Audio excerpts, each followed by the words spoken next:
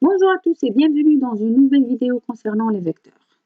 Aujourd'hui, on va voir la somme des vecteurs. Cas possible. Avant de commencer, il faut savoir que la somme des vecteurs ne doit pas être un nombre ou un segment, etc. Non. La somme des vecteurs est un vecteur. Commençons par la relation de Chasles.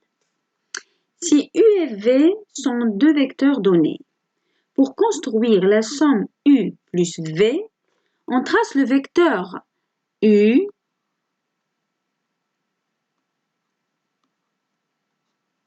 à partir d'une origine A, ce qui nous donne le vecteur AB par exemple. En B, l'extrémité du premier vecteur, on trace le vecteur V, ce qui nous donne BC. Et la somme des deux vecteurs U et V est le vecteur AC.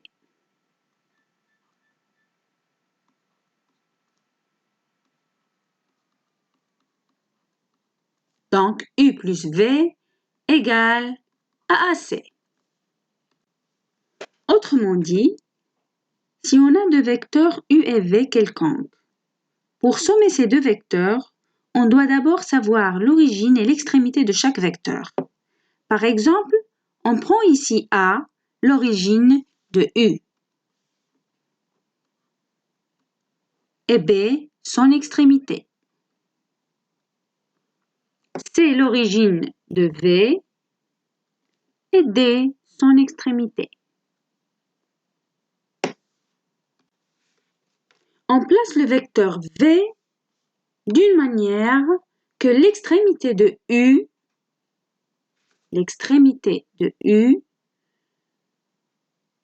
soit confondue avec l'origine de V. L'extrémité de U et l'origine de V. Regardez. Mais faites attention, lorsqu'on déplace un vecteur, la direction et le sens et la norme ne changent pas. Donc, on veut que l'extrémité de U soit confondue avec l'origine de V. On obtient ce schéma.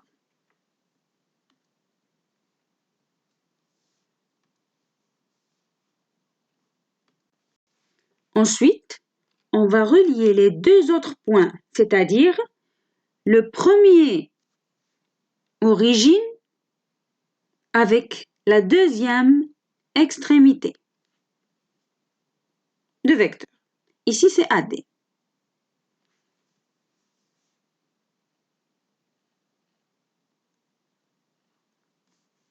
C'est AD.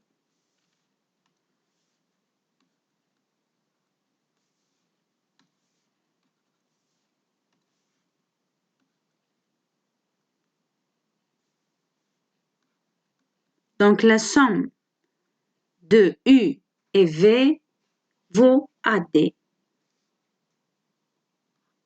J'écris AB, ABCU, plus BD, BDCV, vaut AD.